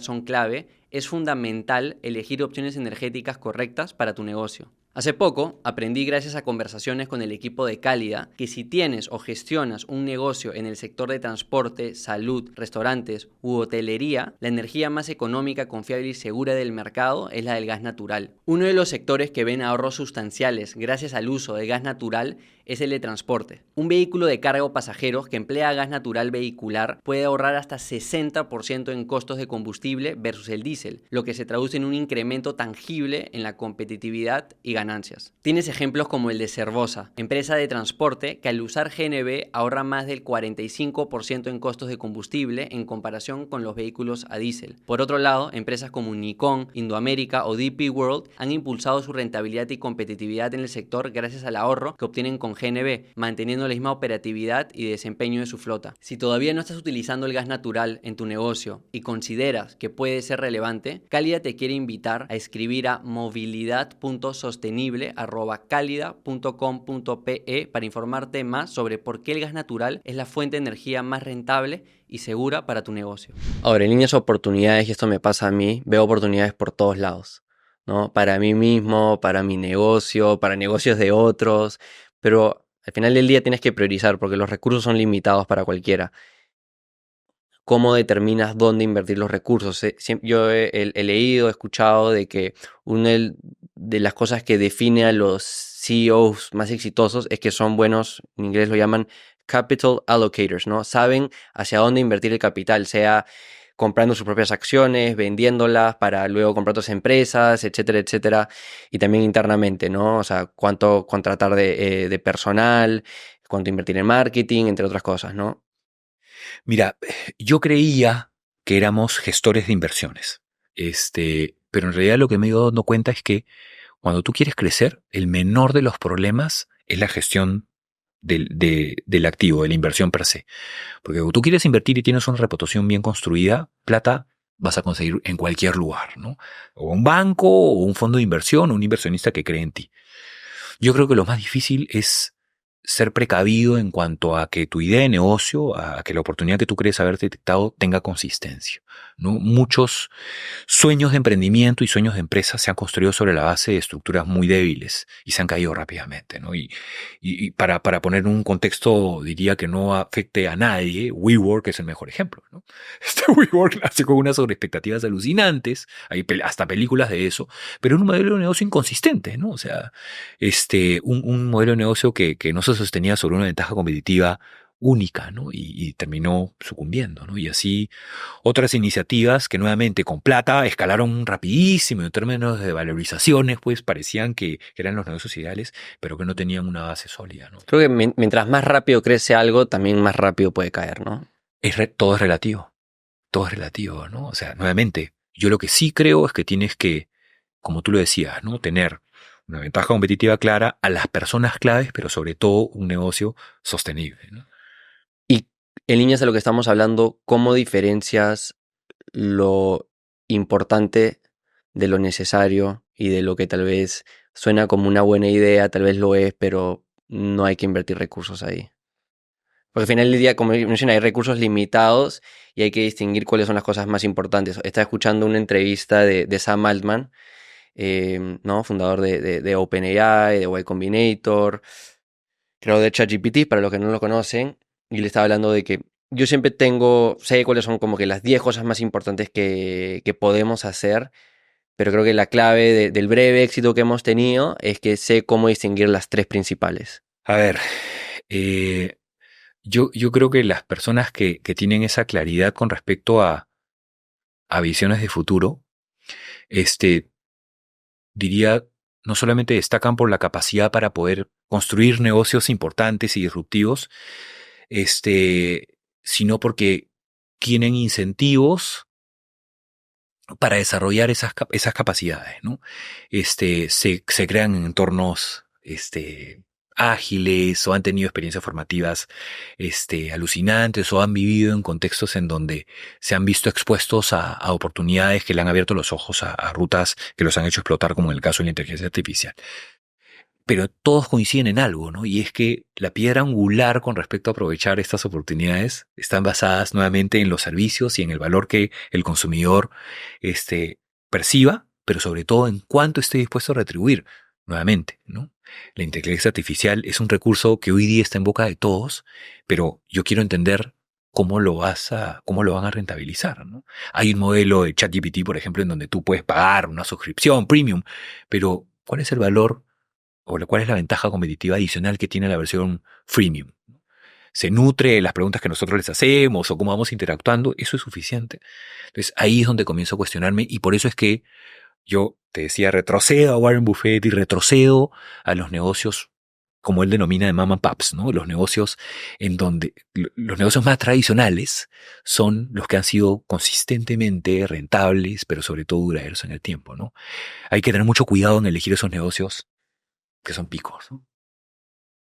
En líneas a tu trabajo hoy en Grupo Paramonga, donde eres CEO y tienes todos estos gerentes generales trabajando contigo, y también para aprovechar a dar un poco de contexto a los que nos escuchan de qué hacen en Grupo Paramonga y las diferentes unidades de negocio, cuéntame un poco de las oportunidades que ves y cómo lo estás gestionando. A ver, yo trabajo en industrias bastante tradicionales, ¿no? A propósito de los mama and pops, ¿no? Yo trabajo en el agro, en pesca, tenemos ingenios azucareros que tienen 120 años, para que te des una idea de lo pesado que es el negocio en términos industriales, ¿no? ¿Cuáles son los desafíos? Son complejos. Vivimos en una época en donde el cambio climático, en donde la mano de obra comienza a escasear, el cambio climático comienza a bajar las eficiencias naturales de los campos, ¿no? Y lo comenzamos a vivir, ¿no? Yo veo con ojos de bastante preocupación el futuro, porque lo estoy percibiendo, lo veo, ¿no? Este año, por ejemplo, todos los que nos dedicamos a los negocios agrícolas hemos visto cómo el calor o la temperatura ha afectado los rendimientos en campo, ¿no? El azúcar, en términos de las toneladas que tú sacas de caña por hectárea, ha bajado muchísimo, ¿no? Tanto que países como la India, que son los grandes exportadores locales, cerraron sus fronteras para que el azúcar que se produce se utilice solamente en la India. Entonces en el mundo hubo escasez de azúcar. Entonces el precio del azúcar se ha disparado. Entonces ha sido una oportunidad de negocio formidable para quienes vendemos el azúcar o lo exportamos. Pero el mundo está comenzando a vivir escasez, consecuencia de eso que creíamos que era de largo plazo, ¿no? Hay cultivos, como por ejemplo la oliva, ¿no? Con la cual se produce el aceite de oliva, que este año, consecuencia de las sequías europeas, han hecho que no haya aceite de oliva, ¿no? O lo poco que se ha producido no alcance para suplir la demanda del mundo. Estamos viviendo un contexto de cambio, diría, transformacional severo, ¿no? Por ejemplo, en la pesca, te decía que también intervenimos, ¿no? La biomasa de peces, consecuencia del calentamiento del agua, no está acercándose a la costa. Entonces no hay anchoveta. Si no hay anchoveta, no hay pescado que se come la anchoveta y que sirve para la alimentación humana. No hay para hacer harina de pescado. Entonces toda la industria pesquera en el Perú está sumamente golpeada, por no decir casi quebrada, ¿no?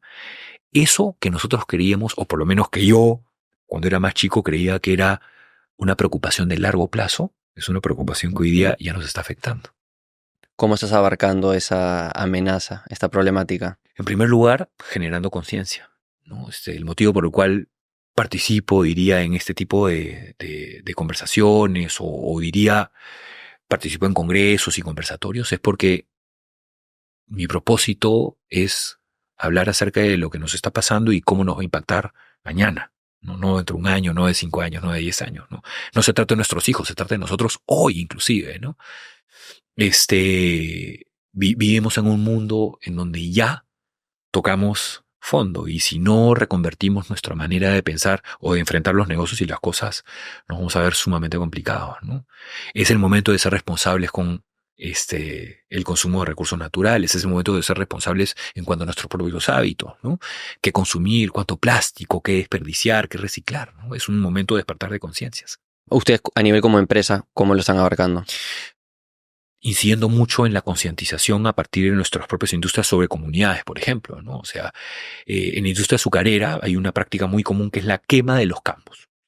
¿Por qué se quema la caña de azúcar? Porque tiene hojas, que es muy poco rentable sacar de la caña para que la caña se vaya a los ingenios y producir azúcar. Entonces, ¿qué se hacía antes? Se quemaba.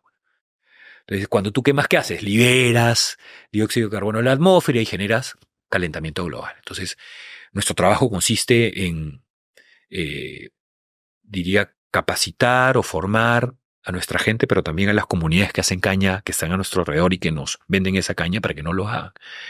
Porque, diría, les enseñamos cuáles son las consecuencias de lo que puede pasar, ¿no? O sea, hoy día, quienes tenemos conocimiento, tenemos el deber de comunicarlo para que el impacto sobre el mundo se atenúe. Conectando esta concientización de tu industria con lo que hablábamos anteriormente de la visión de negocio y el liderazgo y ser un CEO, ¿cómo llevas a cabo una reunión efectiva con tus líderes, ¿no? En función a dos parámetros, ¿no? Uno, un límite de tiempo y dos, una agenda bien definida. Son fundamentales, ¿no? Las reuniones... ¿Cuántos puntos en esa agenda? Odio las reuniones, normalmente uno. Uno nomás. Normalmente uno, ¿no? A menos que sea un comité, ¿no? Donde hace seguimiento un estatus de varios temas en paralelo, pero que tienes que ir activando rápidamente. Mis comités no duran más de 1 hora. Mis directorios no duran más de 2 horas. Y los temas específicos tienen que ser tratados de preferencia en reuniones de entre 5 y 10 minutos, ¿no? Si es que hay que ver información 10 minutos, si es que hay que ver números 10 minutos, si no, si es que conversar o tomar acuerdos 5 minutos. Porque la dinámica de coordinación con diferentes empresas múltiples y en paralelo radica justamente en estar disponible para todos tus ejecutivos, ¿no? O sea, mi chamba es contestarle al de agro, contestarle al de pesca, contestarle al de harina de pescado, contestarle al de automotriz, contestarle al del retail, al de licores, bla, bla, bla, ¿no? Porque si no, no soy útil para ellos, ¿no? Yo soy un eslabón, te decía, con mis accionistas para poder dinamizar decisiones estratégicas. ¿Qué pasa cuando no están de acuerdo? Cuando tú no estás de acuerdo con la visión de un gerente o entre ellos no están de acuerdo. Lo que suelo hacer es recibir el mensaje, interiorizarlo y regresar en otra reunión o un espacio corto para exponer mis puntos de vista, ¿no? Cuando no tengo claridad sobre un tema específico, no suelo amarrar el tiempo hasta dilucidarlo, ¿no? Hasta aclararlo, ¿no? Diría, me doy un tiempo para abstraerme, para pensarlo de manera más estratégica y luego regresar, ¿no? Nuevamente, lo peor que le puedo hacer a alguien es quitarle tiempo para que yo tenga un proceso de reflexión más largo. Mencioné a Jeff Bezos antes en esta conversación y de él aprendí también esta frase que él usa que le llama disagree and commit, ¿no? Que es como que estar de desacuerdo pero comprometernos con la conclusión que hayamos llegado sobre lo que se debería hacer. Por más que estemos en desacuerdo, somos un equipo y hay que estar comprometidos con lo que se haya decidido y pa'lante. Eso. Ahora, sí, pero nunca para adelante un precipicio, ¿no? Nuevamente monitorear, controlar, diría, los resultados parciales que vas teniendo en tu negocio es fundamental para no cometer errores más grandes, ¿no? Yo creo y a propósito, tú me hablabas de características de mi gestión, yo creo que quien más valor tiene en mi organización es el que está dispuesto a admitir errores rápidamente, ¿no? Que está en línea con lo que yo te decía que aprendí uno de mis jefes, que me perdonó la vida, te decía, en una decisión empresarial, ¿no? Yo creo que el ejecutivo que tiene más valor de un tiempo a esta parte para mí es el que admite que se equivoca, el que admite la humanización dentro de su proceso de toma de decisiones. Y en líneas, hablando de esta priorización, dirigir reuniones, marcar una agenda, ¿cómo organizas? Me da mucha curiosidad, ¿no? Porque yo también manejo un negocio, mi agencia, y Siempre he tenido esta duda de cómo mejor organizar mi tiempo para estar seguro que estoy abarcando todas las áreas del negocio en la proporción correcta, ¿no? Tienes que estar revisando finanzas, tienes que ver recursos humanos, tienes que estar encima de ventas, de marketing, otros temas, ¿no? O sea, crear sistemas, si no quieres quieres trabajar en el negocio, no dentro del negocio. ¿Cómo aseguras eso? O sea, niñas a organizar tal vez tu semana, mes, año. A ver, yo tengo un modelo que me funciona muy bien, ¿no? Yo concentro mis comités los lunes y martes, ¿no?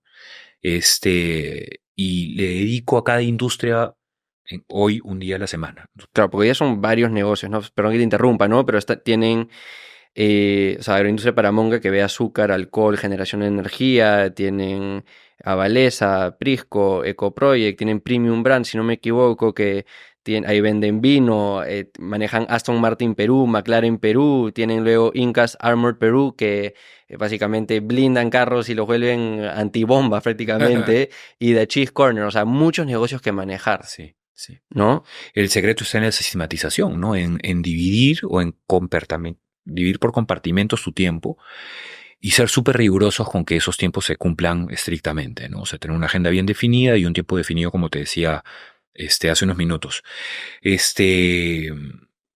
Aunque no lo creas, la capacidad de administrar el tiempo es la parte más fundamental del trabajo de un manager, ¿no?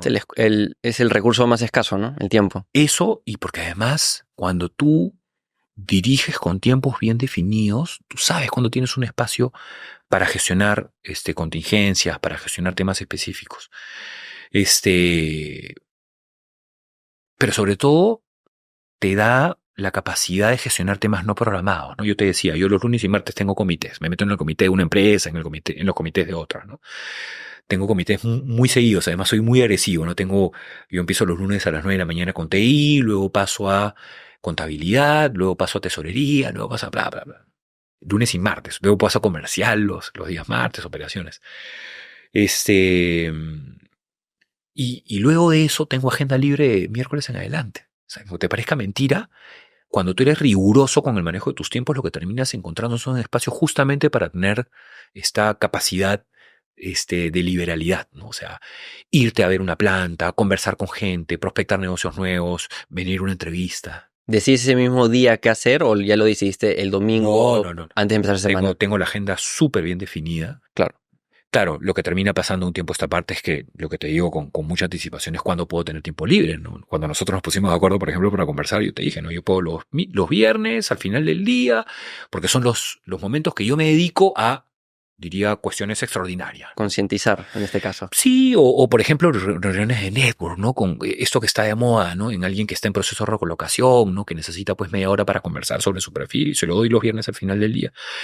Y por supuesto priorizo en función a algunos cambios en agenda o a viajes inclusive, ¿no?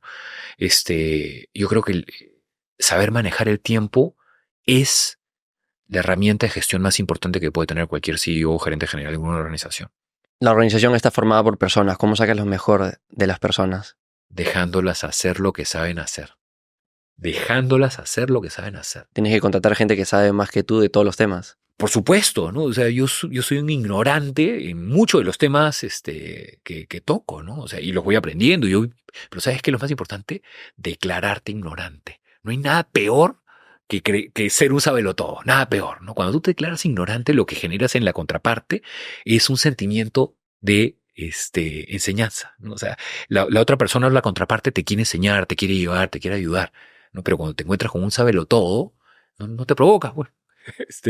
Yo particularmente en esta experiencia en el grupo Paramonga, me ha funcionado muy bien diría externalizar el hecho de que no conozco industrias complejas, ¿no? Hoy día puedo decir que me muevo con solvencia en el agro, con relativa solvencia en el retail o en el sector automotriz. En pesca todavía me está costando, que es muy difícil, ¿no? Pero nuevamente, ¿no? Cuando me preguntan sobre un término, pregunto, pues, ¿de qué se trata, no?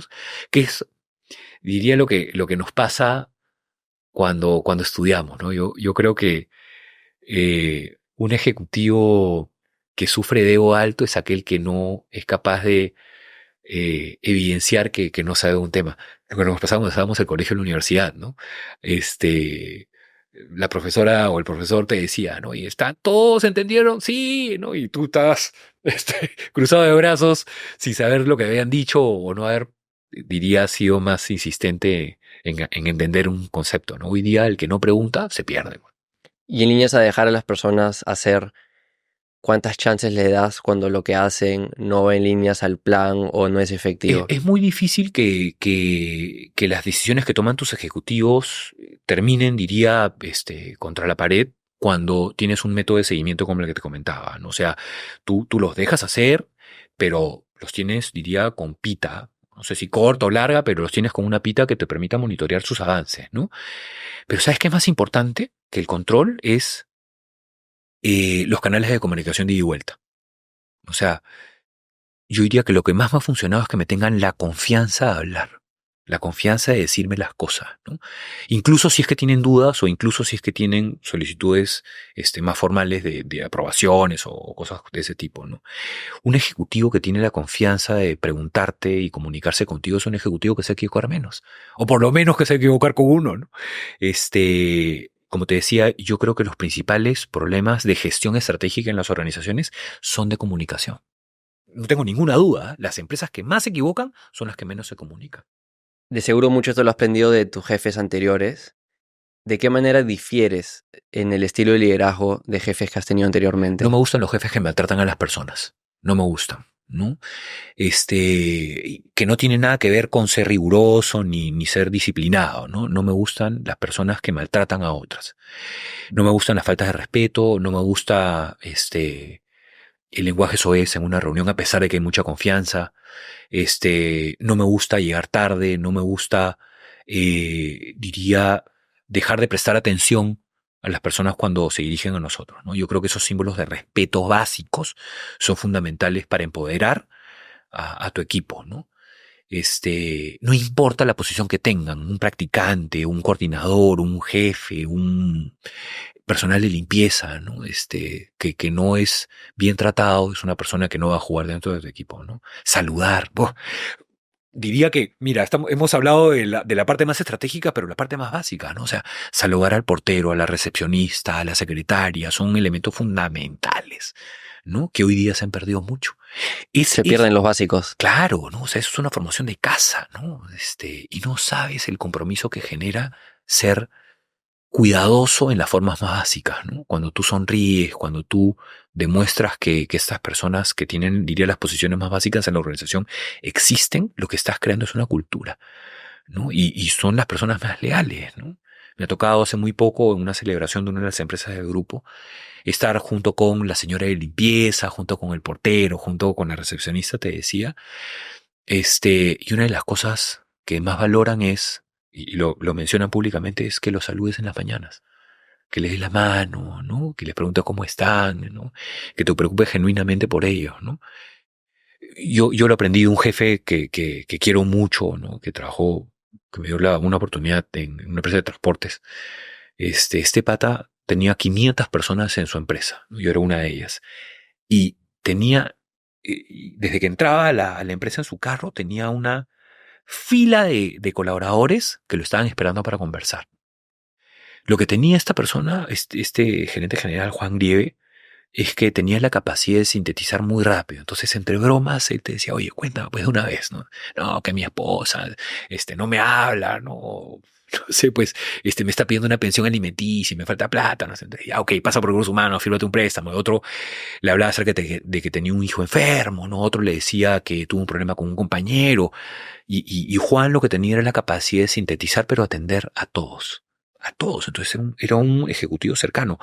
Tan bueno era en lo que hacía en términos de comunicación que extinguió el sindicato que había en la compañía. Él cuando entra a la compañía encuentra un sindicato que se quejaba de que nadie los escuchaba.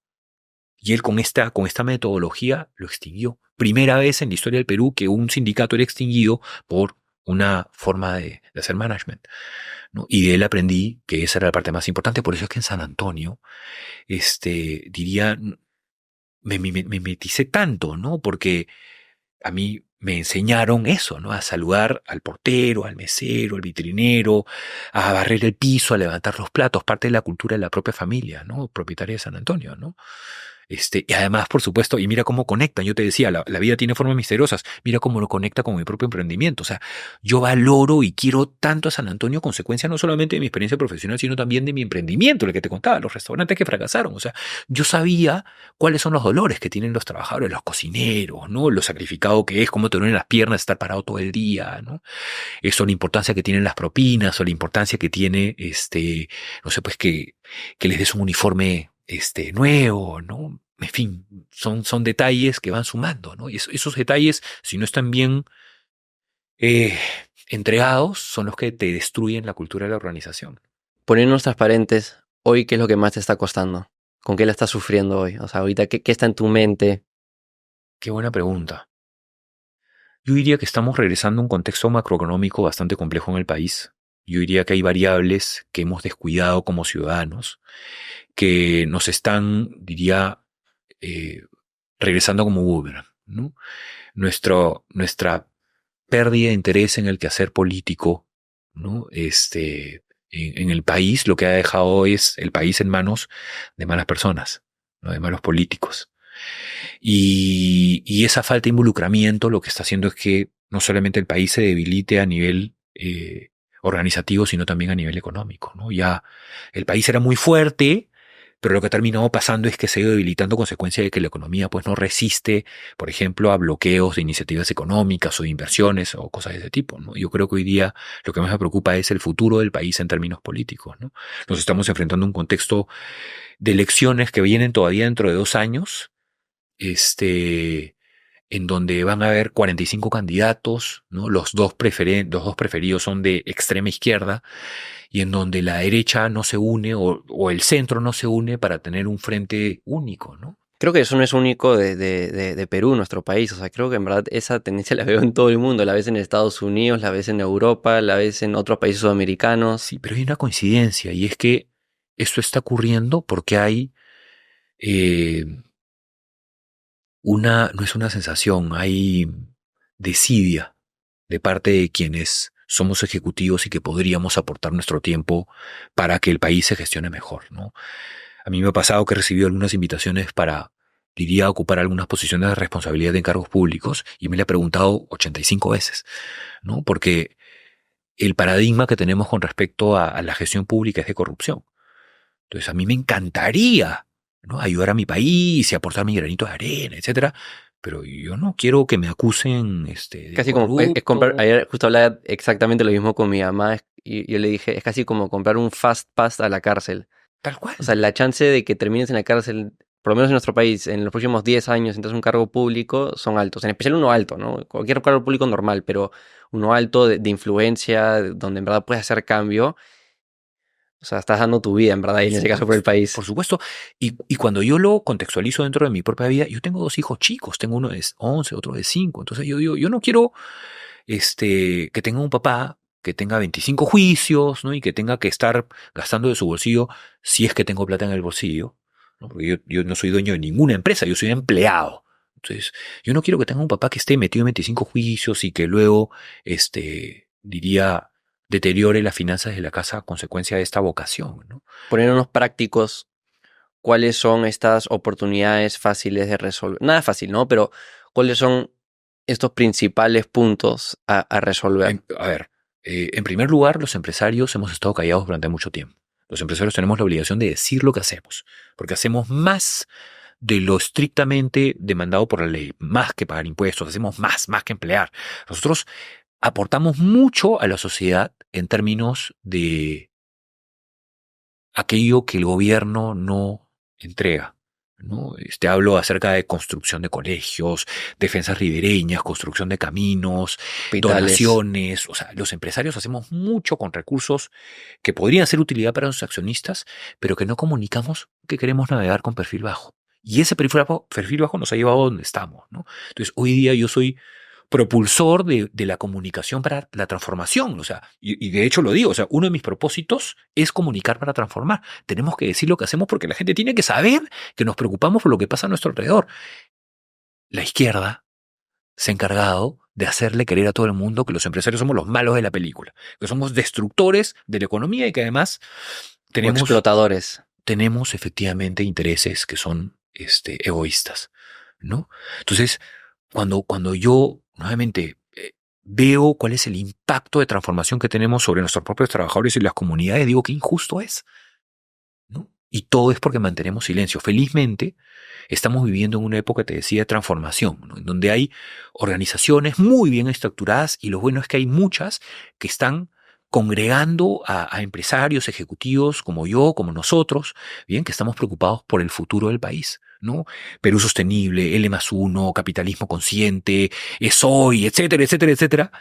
Son grupos que se han ido formando o gestando, empresarios por la integridad, a partir de empresarios que estamos cansados del silencio y que queremos transformar el país a partir de nuestro ejemplo, ¿no? Y hoy día, por ejemplo, ¿no? Yo participo en una iniciativa que se llama CAENE, ¿no? CAENE lo que hace es organizar seminarios o congresos en universidades estatales en provincias, para que estos chicos que están adoctrinados por la izquierda y por el comunismo de las universidades estatales escuchen sobre nuestra experiencia de emprendimiento y empresarial.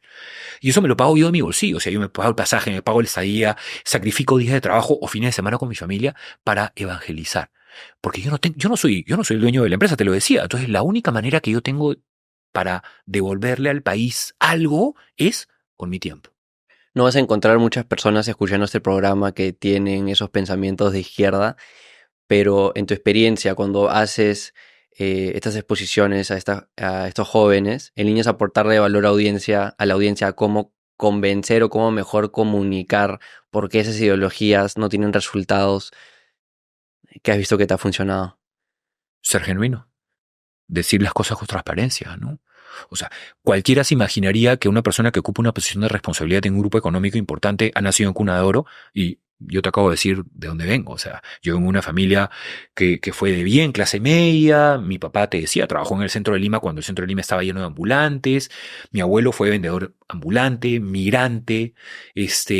Yo vengo de una familia quebrada, ¿no? Que tuvo que pasar a la universidad. O sea, lo que te decía, tenemos que contar nuestras historias porque esas historias son las que se convierten en ejemplos para que otras personas se den cuenta de que no es imposible salir adelante, ¿no? Y ahí es donde comienza el cambio. Yo le digo siempre la evangelización, ¿no? Es un proceso de evangelización. En líneas a las cosas que podrías hacer si tuvieses un rol en el gobierno, una de las cosas que a mí me apasionan bastante es cómo hacemos más fácil que las personas puedan empezar negocios y sacarlos adelante, ¿no? En líneas a la esencia de este programa. El Perú se dice que es el país más emprendedor de Latinoamérica. Latinoamérica igual es súper emprendedor. Hay mucha informalidad, pero hay muchas personas que tienen ganas de salir adelante. ¿Qué cambiarías en línea? Porque tú has pasado por empresas desde tu propio emprendimiento, ¿no? Donde has partido de cero, hoja en blanco, hasta haber trabajado en las corporaciones más grandes del país. ¿Qué cambiarías en líneas a cómo, de nuevo, la ley misma puede hacer más que gente cree su negocio y lo saque adelante de una manera más eficiente, más Mira, cómoda? es una pregunta buenísima. Vivimos en un país en donde el 80% de la economía es informal y el 20% es formal. Y ese 20% recibe toda la presión del gobierno en términos tributarios, etcétera. Yo creo que el verdadero desafío es hacer entender al emprendedor de que la vía de emprendimiento no es la informal, es la formal. De que pagar impuestos ayuda a sacar gente de la pobreza, a sacar el país adelante, ¿no? Yo creo que la verdadera fórmula radica en hacer entender que contribuir a este sistema va a sacar al país adelante. Hoy día los emprendedores no son aquellos que quieren hacer una empresa como tú, como yo, que lo hacemos porque hemos nacido, diría, en un ambiente de formalidad, ¿no? Sino son aquellos que taxean, que tienen una bodeguita, que comercializan, pues, productos Telas. en un mercado, llámalo como quieras, ¿no? O sea, esta gente que es la mayoría del país, ojo, no, quiero ser recalcitrante en esto, es el 80% del país, vive en un ambiente en donde comercializar o hacer negocios informales es normal y en donde no le ve ningún valor formalizarse, ¿no? O sea, de hecho, hay anticuerpos para la formalización. O sea, si tú te formalizas, tienes inmediatamente una auditoría de SUNAT y tienes que comenzar a hacer detracciones, ¿no? Y comenzar a meterte en un círculo que lejos de generarte eficiencias en tu negocio, te comienza a generar ineficiencias y a ponerte en aprietos. Y en líneas a lo que tú mencionaste anteriormente, de que uno de los dos pilares de lo que te ha llevado a donde estás ahora es la educación. Por más de que quieran hacer todas las cosas que has mencionado bien, hay muchas cosas que no saben, ¿no? Sobre cómo se llevan a cabo y por más que de nuevo quieran ser formales, esto también falta de educación, llámala financiera, de negocios, de formalidad, hace que de nuevo te caigan todos estos problemas y ya te pintan de criminal. Sí, claro, ¿no? Y lo peor de todo, ¿sabes qué? Es que el efecto para quien se equivoca en el país es confiscatorio. Entonces, si tú eres, ¿no? Si tú eres, pues, voy a contextualizarlo en el ejemplo de la bodeguita, ¿no? Si te quedaste sin chamba y pusiste una bodeguita en tu casa, y no sabías que tenías que ir a la zona a sacar un RUC, imagínate, no sé, cualquier provincia del país, lo que va a pasar es que va a venir un fiscalizador del SUNAT y lo que va a hacer inmediatamente es cerrarte el negocio, ¿no? Y si tú te quejas, va a venir con un policía y te van a obligar a cerrar el negocio, ¿no? Y no hay un ánimo didáctico, no hay un ánimo constructivo, ¿no? Todo es coactivo. Y eso frustra, ¿no? Te terminas cansando del sistema. Entonces, ¿cómo logramos que más gente sea formal? Fuera de concientizar y educar, o sea, a manera de ley, ¿bajarías los impuestos? ¿Habrían menos leyes, menos papeleo, todo esto? Siendo tolerantes, ¿no? Si yo te decía, la educación es un factor crítico, y crear un sistema en donde se lleve al informal a la formalidad sin que esto ejerza una presión nuevamente que le quite recursos, ¿no? El informal es informal, en la mayoría de casos, en los casos, diría, de emprendimiento real, porque no sabe cómo ser eficiente, no tiene el conocimiento para que la formalidad y el pago de impuestos les permita seguir llevando un pan a su casa, ¿no? Yo creo que mucho de la informalidad tiene que ver con ese desconocimiento teórico que te permite tener un negocio que viva de sus utilidades, ¿no? Muchos informales perciben en la evasión, ese margen que te permite vivir, ¿no? Pero además hay mucho emprendimiento que es emprendimiento de subsistencia, ¿no? Que es terrible en el país, ¿no? Que representa el 55% de la economía del país. O sea, tú tienes un emprendedor que vive de vender caramelos, que vive de vender lechugas en el mercado, que vive de vender pescado en un terminal, ¿no? Y que vive del día, ¿no? Y que si no genera en ese día, no hay que comer el día siguiente en su casa, ¿no? Si generas 100 soles de venta en un día o 50 soles de venta, probablemente el margen que te queda 10 soles es la comida del día siguiente de tu casa. Entonces, si tú a eso le agregas la componente tributaria y la presión fiscal, no comes. En líneas de lo que estamos hablando de ayudar a negocios a salir adelante y en líneas de lo que también estamos hablando de este contexto de nuestra región y complementando con la amplia experiencia que tienes en diversas industrias, ¿qué oportunidades de negocio ves en general? O sea, de seguro muchísimas, pero acá nos están escuchando personas que ya las motivaste a salir adelante, a emprender, les has dado varios consejos de gestión, de cómo liderar. A ver, no me gusta dar consejos específicos. O sea, yo no voy a... Me acuerdo mucho, en Canal 5 hace muchos años, hubo un reportaje acerca de cómo la crianza de codornices que hacen huevo de codorniz, valga la redundancia, eran la panacea, ¿no? Y que era un producto altamente demandado y que el producto era rico en omega 3, ¿no? Entonces, todos los que tenían pues un patio comenzaron a hacer huevo de codornices, ¿no? Y el mercado colapsó. Hay que ser muy cuidadoso cuando haces recomendaciones de este tipo. Yo en lo que insisto es que descubras cuáles son tus competencias y que esa competencia que tienes y que te hace único y distintivo sea la que te anime a emprender, ¿no? Si eres buen comunicador, ¿no? Crea una plataforma que te permita rentabilizar tus habilidades para comunicar, ¿no? Si eres buen marketero, crea una agencia. Si eres buen comerciante, pon una tienda, ¿no? Si eres buen mecánico, repara carros, ¿no? O sea, todo está relacionado a lo que sabes hacer o lo que aprendiste y diría, te hace más competitivo, ¿no? Lo difícil es ser consecuente con ello, ¿no? Los negocios cíclicos o de moda son sumamente peligrosos porque son eso, son negocios de moda, en donde cuando pasa la moda, pierdes el negocio. Sí, concéntrate mejor en las cosas que no van a cambiar. De preferencia, ¿no? Hay una onda bastante marcada, por ejemplo, por emprender negocios de restauración en el país de un tiempo a esta parte, ¿no? Todo el mundo pone restaurantes, ¿no? Porque es fácil, ¿no? Porque la comida peruana está de moda, ¿no? Pero lo que no te dicen sobre ese negocio es que es un negocio de márgenes bajos, en donde necesitas volúmenes altos. O muchos quieren empezar su marca de ropa, ¿no? O la ropa, claro, ¿no? En donde tienes que tener, diría, capital inmovilizado en inventario para poder hacer negocios, si no, pues, no, no lo haces. Este, Como modelo de negocio, no especificando necesariamente una industria. Por ejemplo, yo he aprendido a lo largo del tiempo y también muchas aceleradoras, por ejemplo, ahora de startups, te recomiendan de que vendas a empresas, no vendas a personas. De que es más fácil venderle a la empresa, tiene más capital, termina pagando, menos clientes. sí, tiene sentido, ¿no? Pero hay un problema cuando le vendes a empresas, ¿no? Y es que las empresas saben que tienen poder de compra. Entonces, los días de pago que en un principio pueden ser cortos, luego se pueden ir extendiendo y luego pueden desvanecerse, ¿no? Y en algunos casos es un modus operandi, ¿no? Hay empresas que te contratan y te hacen picar el anzuelo y luego, cuando ya tienes muchos servicios contratados con ellos, te dejan de pagar y te abandonan, ¿no? Y en el Perú no hay castigo por deuda, entonces, te pueden hacer colapsar. Yo diría que todo tiene un riesgo. Lo importante es encontrar fuentes de ingresos que tengan un carácter de recurrencia, de tal manera que te permitan tener un flujo de caja bueno, ¿no? Algo que yo aprendí rápido es que los estados financieros no son los que expresan la salud de tu negocio, sino el flujo de caja.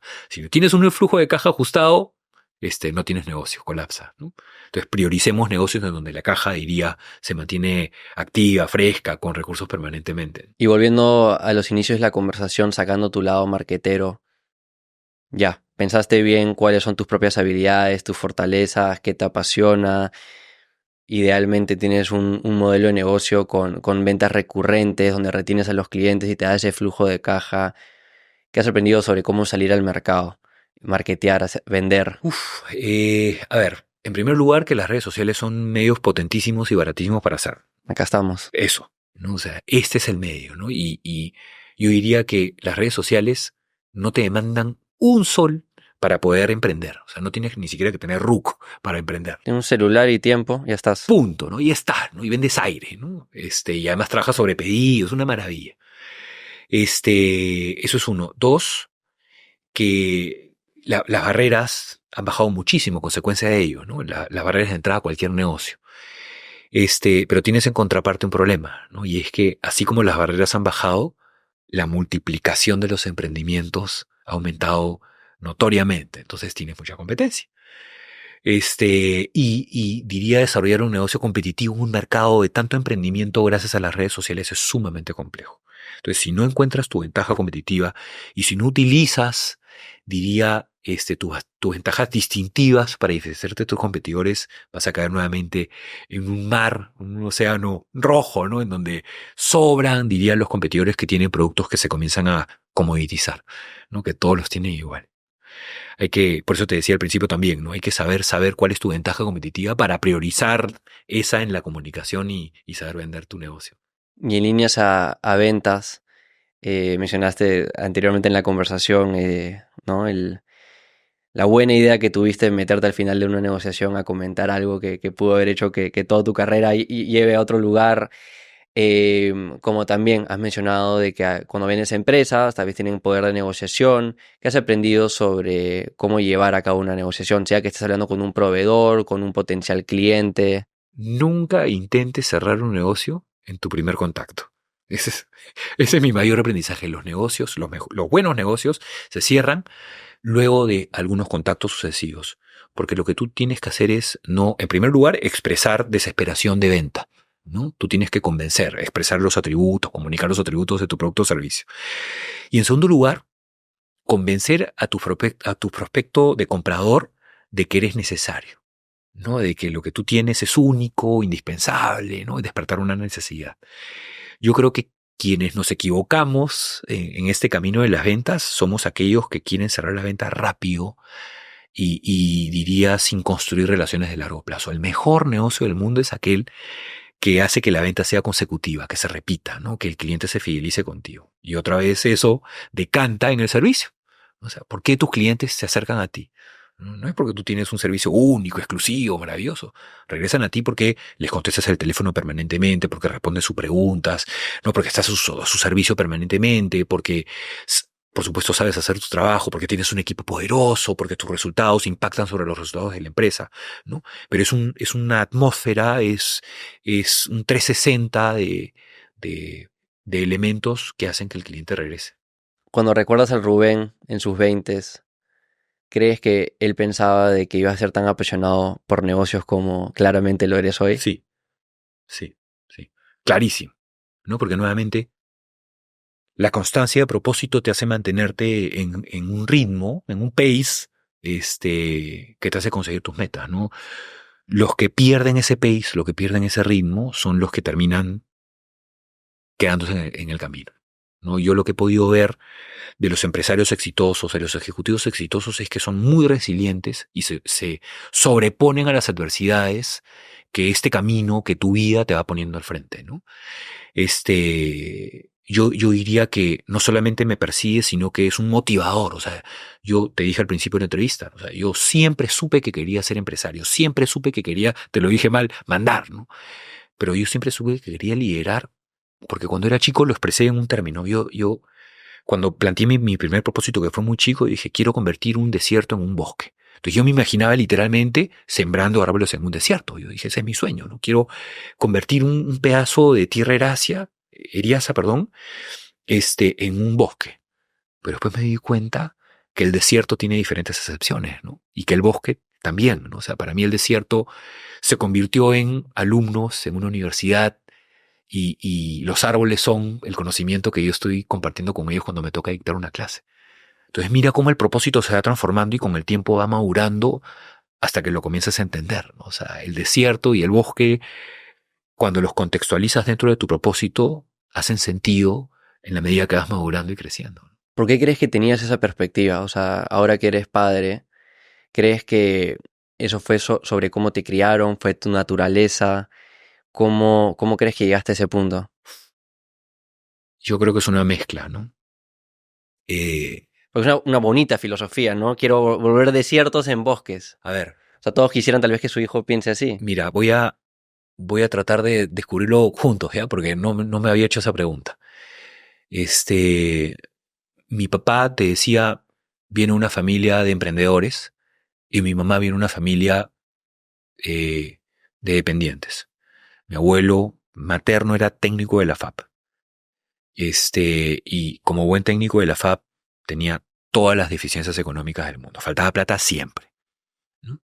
Y mi mamá lo que tuvo era una claridad con respecto a la superación a partir de la educación. Ella es la menor de 5 hermanos, se lleva 25 años con su hermana mayor, y lo que fue viendo en sus hermanos mayores es que la educación los transformó, ¿no? Mis tíos, que ya están bastante grandes, se convirtieron en ingenieros de minas, en ingenieros civiles, ¿no? Y han hecho unas carreras espectaculares. Y mi mamá, diría que fue el Conchito, no pudo, porque mi abuelo ya estaba retirado con su pensión, tener una formación. Mi mamá se convirtió en secretaria. Y siempre quedó en ella este ejemplo a partir de sus hermanos con respecto a que la educación era la manera como la persona se supera. Entonces ella inculcó en nosotros este deseo de superación a partir de la educación. Mi papá, en cambio, era el emprendedor, el empresario, ¿no? El que venía, diría, heredado de su padre, de una experiencia en donde la empresa es la que saca adelante a las familias y es la que crea riqueza. Entonces, cuando se juntaron ambos elementos, yo tenía una mamá que me decía que estudie y un papá que trabajaba mucho. Entonces, para mí, lo natural era engranar. Oye, si estudio y si trabajo mucho, voy a tener éxito. Te decía, mira, o sea, todo tiene una raíz. ¿Qué pensabas que era el éxito? Plata, ¿no? Como todos al principio, ¿no? Estamos hablando de los 20, ¿no? Más plata, más éxito, ¿no? Y hoy día ese éxito es libertad de tiempo. ¿En qué momento te diste cuenta de eso? Cuando entré a trabajar a San Antonio. Cuando entré a trabajar en San Antonio lo entendí. Porque los accionistas de San Antonio siempre han hecho que su equipo de trabajo sea, en primer lugar, tratado como familia, pero en segundo lugar, prioriza sus propias familias, ¿no? O sea, lo que me llamó la atención, por ejemplo, cuando entré es que nunca había un no para una prioridad familiar, una actuación por el día de la madre, una necesidad de visitar a un pariente enfermo, la enfermedad de un niño, etcétera, etcétera, etcétera, lo que te imagines, ¿no? Siempre hubieron concesiones para ese tipo de problemas, ¿no? Y de hecho, uno de los valores de Pastelería San Antonio es la familia, ¿no? Son integridad, trabajo en equipo y familia. Por eso han durado tanto tiempo. Por eso es consistente. Yo te decía, ¿no? Las ventajas competitivas tienen que ser consistentes, ¿no? Hoy día San Antonio cumple 65 años, ¿no? Este año, ¿no? Y lo hace en función a esas ventajas. ¿Y hoy cómo balanceas tu vida personal con la de negocios? O sea, ya poniendo un poco más personal. A ver, hoy me levanto más temprano para poder equilibrarla más, ¿no? Hoy día hago más ejercicio, me doy cuenta que ya no estoy tan chico como me creo. Me levanto a las 5 de la mañana y ¿sabes qué he descubierto? Que esa franja horaria entre las 5 y las 9 de la mañana me dan un espacio o una libertad alucinante, ¿no? Porque no solamente encuentro tiempo para mí, yo corro, troto y en ese tiempo pienso mucho, sino que me da tiempo para convivir con mis hijos. Yo regreso de correr a las 6:30 de la mañana y estoy en capacidad de interactuar con ellos cuando se preparan para ir al colegio o cuando los dejo en el colegio mismo, ¿no? Cuando hago pool, cuando me toca llevarlos. ¿Duermes qué? ¿7 horas? Hoy día me duermo bastante temprano, ¿no? Si me levanto a las 5 me estoy durmiendo a las 9:30 de la noche, ya estoy, virolo. Sí, yo estoy procurando dormir más porque eso además, me equilibra, ¿no? Pero hay algo que me ha marcado mucho y es no renunciar a cosas que me nutren mucho en todo aspecto. Te decía lo de la mañana, pero el almuerzo también he ayudado a controlarlo más, ¿no? Yo, por ejemplo, no acepto almuerzos de trabajo. No los acepto, no negocio con eso. Porque mi oficina está muy cerca de mi casa y porque me gusta almorzar con mi esposa. Porque si no, no la vería en todo el día, ¿no? O sea, es el momento donde estamos los dos solos y conversamos de la casa y de los chicos y el futuro y los desafíos que se nos presentan a ambos, ¿no? Ella criando hijos y yo trabajando, ¿no? Es el tiempo de compartir exclusivo, ¿no? Y en la noche procuro por todos los medios estar antes de las 7:30 en la casa, porque a las 7:30 se duerme mi primer hijo, el más chiquito, y a las 8:30 la segunda, ¿no? Esos elementos son, diría, los que son los milestones, ¿no? Son las piedras angulares del equilibrio de mi vida, ¿no? Y por supuesto los fines de semana de ninguna manera los comprometo con ninguna actividad porque son tiempo exclusivo para mis hijos, ¿no? Yo te decía, ¿no? Yo vengo de una casa en donde mis padres tienen 50 años de casados, en donde siempre hemos convivido en un entorno familiar, nuclear, súper, sano, y siempre lo tomé como ejemplo, ¿no? Yo quiero eso para mis hijos. Mi esposa, en cambio, vive en una casa de padres divorciados, en donde no tuvieron esa dinámica. Entonces, ella cuando me caso cuando nos casamos, entiende de que esta dinámica era una dinámica natural, que era una dinámica posible. ¿Bien? Y lo replica. Entonces ella ve en mis papás a un ejemplo y conversa mucho con mi mamá, ¿no? Son grandes amigas, ¿no? Mira, divergente con respecto a muchas otras realidades, ¿no? Y le pregunta mucho acerca de su experiencia criando hijos, ¿no? Yo creo que este equilibrio, que le damos cuando somos conscientes de que nuestro trabajo en casa, cuando tenemos hijos, es crear un ambiente saludable, lo comienzas a profesionalizar, ¿no? Es como un trabajo, ¿no? Comienzas a investigar, comienzas a preguntar, comienzas a crear dinámicas de interacción, ¿no? Dedicar tiempo, etcétera, etcétera. Lo mismo que te he venido diciendo con respecto a tu trabajo, ¿no? Entonces, todo se complementa, ¿no? Tratar a tu familia como tratas a tu propia empresa te termina trayendo buenos resultados. Rubén, me ha encantado esta conversación. He aprendido muchísimo. Quiero acabar con una dinámica que solemos hacer. Varias preguntas rápidas, lo primero que venga a tu mente. Cuando piensas en la palabra exitoso o exitosa, ¿quién es la primera persona que viene a tu mente? Mi papá. ¿Qué herramientas, softwares usas en tu día a día para gestionar tu negocio y tu vida? Todoist, Outlook, Calendar, soy maniático, ChatGPT un tiempo a esta parte, son las principales. Si pudieras tomar un café o cerveza con cualquier persona histórica, ¿quién sería? Con mis bisabuelos. ¿Qué les preguntarías? No son históricos, pero les preguntaría sobre sus orígenes. A mí me encantaba, yo siempre he sido muy preguntón y me gustaba conocer de las historias de su vida temprana, pero con mis bisabuelos nunca supe nada. Entonces me hubiese gustado saber de dónde vengo, ¿no? Sus antecedentes, ¿no? ¿Por qué es que tenemos este esquema valorativo en la familia, ¿no? ¿Por qué somos tan trabajadores, resilientes, etcétera? Una mala recomendación que sueles escuchar otras personas dar. No te preocupes, no va a pasar nada. Pésima recomendación. Claro que tienes que preocuparte, no tienes que tomar acción. Si solo pudieras hacer 2 horas de trabajo a la semana, ¿qué harías en esas 2 horas? Organizar el tiempo de las personas. Para luego mandarlos, decirles qué hacer, ¿no? Organizas y luego mandas. Si tuvieras que tener otra profesión, ¿cuál sería? Maestro. Docente. Medio que la tienes también, ¿no? Sí, claro, pero si me dedicara a algo exclusivamente, probablemente sería profesor. ¿Qué recomiendas a tal vez un amplio grupo de lo que nos escuchan aprender? Leer más y ver menos tu celular. Me gusta. Mejor compra de $100 o menos. Un libro. ¿Qué libro más has recomendado? Tengo un problema. Me gustan comprar los libros, pero tengo una ruma de libros pendientes de lectura, ¿no? Me pasa. Mi mesa de noche es un escándalo. Y los tengo en Audible, de audio. Igualito. Tengo que acostumbrarme para poder usar ese recurso, para escucharlos, ¿no? Pero soy old school, me gusta tocar las páginas. Pero uno en específico. Que tengo en mi mesa de noche. Uy, qué buena pregunta. Si no me equivoco, es El mundo según Sofía, que es un libro de filosofía muy grande que me recomendó un gran amigo, y que todavía no he podido leer porque le he dado prioridad a los libros de negocios. ¿Y de negocios cuál has recomendado? The Four Seasons of the CEO. Puf. ¿Película que más has recomendado? 2. Forrest Gump. Buenísima. Y Interestelar. ¿Qué nuevo hábito del último par de años ha sido el que más te ha ayudado? Correr. Y la última, ¿cuál ha sido la mejor inversión que has realizado? Puede ser de tiempo, energía, dinero. Mis hijos. Rubén, muchísimas gracias. Gracias a ti.